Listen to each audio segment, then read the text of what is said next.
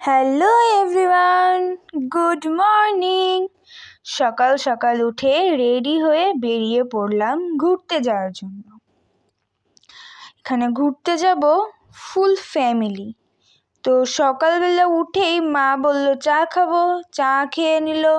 তারপরে এই যে মন্দিরের সামনে আসলাম, মা আর বোন, তারপরে বাবাও ছিল সাথে। আর এই যে সবাই চলে আসার পরে আমরা এই যে গাড়িতে করে রওনা দিয়ে দিলাম। আমরা আমাদের বাড়ির পাশ থেকে গাড়িতে উঠে গিয়েছিলাম।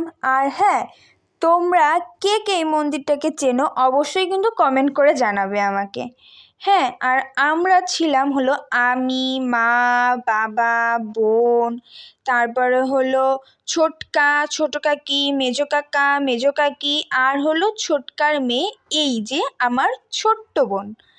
তো আমরা সবাই মিলে বেরিয়ে পড়লাম যার জন্য।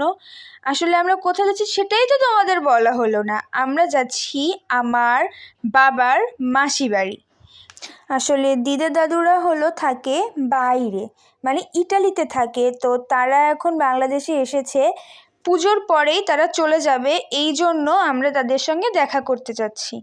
আর এই দেখো বৃষ্টি নেমে গিয়েছে। আর এই যে বুনু খাবে না, সে খেতেই চায় না, সে কিছুই খেতে চায় না, এই জন্যই তো তার গায়ে মাংস নেই, ঠিক আমার মতন।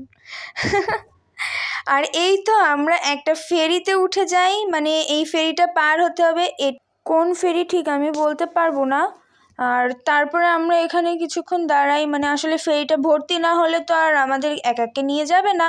তো সেই জন্য আমরা এখানে বসি। এই যে আমি ফেরিতেই এসে সামনের সিটটা দখল করে নিই। আমি বলছি না, আমি সামনে থেকে আর যাব না কোথাও, আমি এখানেই বসবো।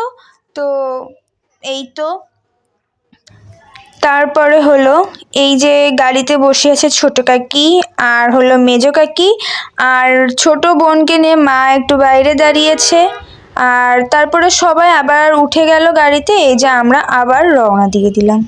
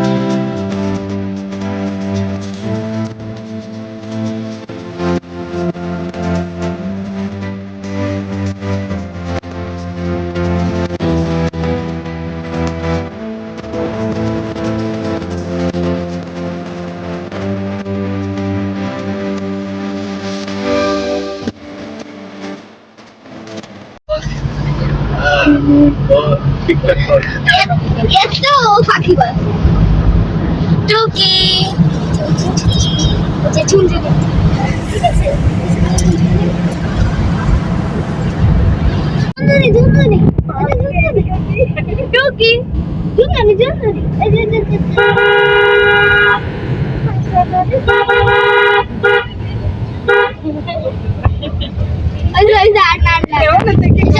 ছোট বোন আসলে দুষ্টুমি করতেছিল, সেটাই আর কি। আর আমার বোন তো এক একটা পাকা পাকা কথা বলতে থাকে।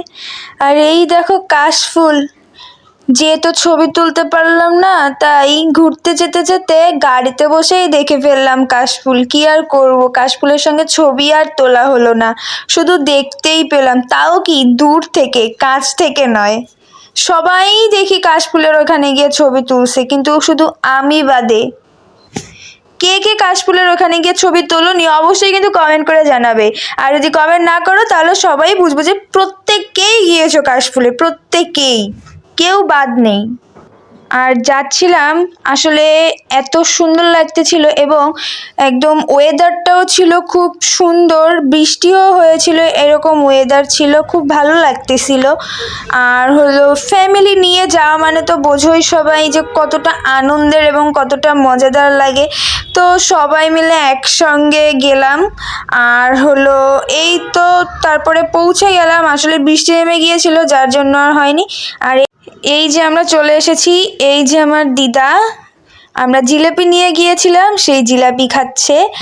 আর এই যে মা বসা, বাবা বসা, বোন বসা, আর এই যে মা আর দিদা, মানে মা আর মেয়ের কথা বলতে পারো, মাসি তো মেয়েই হয়, তো সেটাই বলতে পারো। অনেক দিন ধরে যত কথা ছিল সেই কথাগুলো আর কি বলতেছিল দুজন দুজনকে।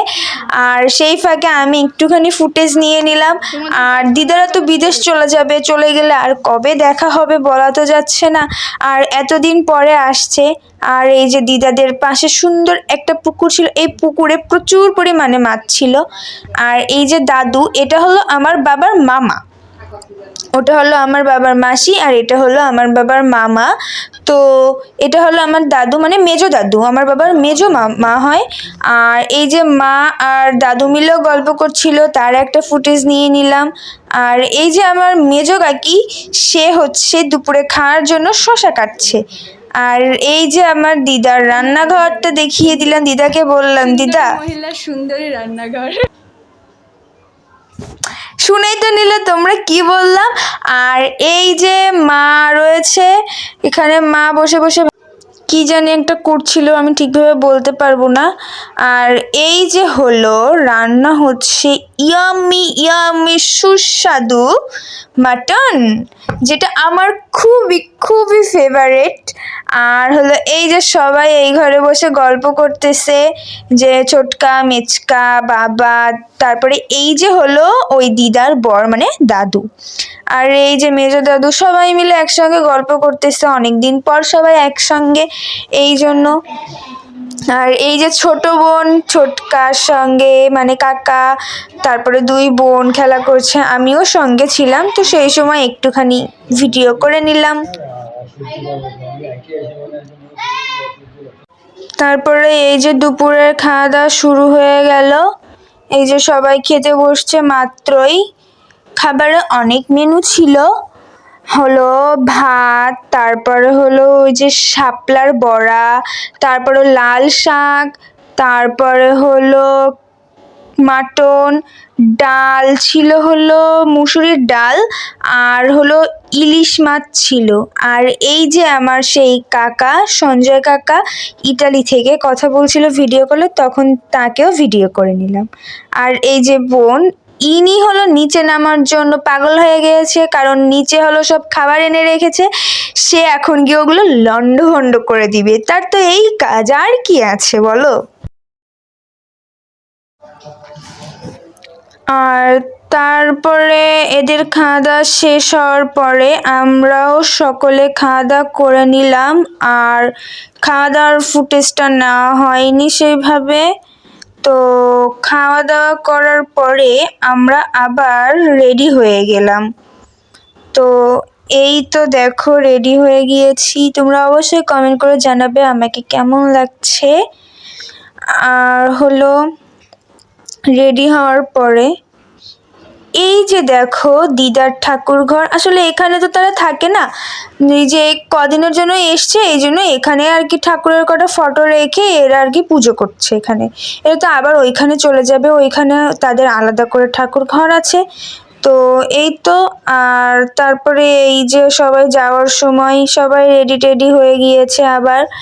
আর দিদা বলছে না আজকে যাওয়ার দরকার নেই, তোদের গাড়িকে বল চলে যেতে, কালকে যাস তোরা। তো আমাদের তো হয় না ওইভাবে থাকার, কি সবারই তো কাজ বাজ রয়েছে, তারপরে আমার এখানে পড়াশোনা রয়েছে, এইভাবে তো আর থাকা যায় না। তো তারপরে এই যে আমরা আবার গাড়িতে চলে আসলাম, কিন্তু আমরা এখন বাসার উদ্দেশ্যে রওনা হইনি, এখন আমরা রওনা হয়েছিলাম এক পিসি বাড়ির জন্য। এই যে সেই পিসি বাড়ি চলে আসি, এই যে আমার পিসেমশাই, এই যে আমার পিসির মেয়ে, আমার বোন, তো এই তো এদের বাসা থেকে ঘোরাফেরার পরে এই যে আমরা বাড়ির পথে রওনা হই অবশেষে। এতটা টায়ার্ড লাগছিল কি আর বলবো, আর লাস্টে এন্ডিংটাও দেওয়া হয়নি। সো ভিডিওটা ভালো লাগলে অবশ্যই লাইক, কমেন্ট এবং শেয়ার এবং সাবস্ক্রাইব করতে একদম ভুলবেন এবং বেল আইকনটা অবশ্যই বাজিয়ে দেবে। Bye bye.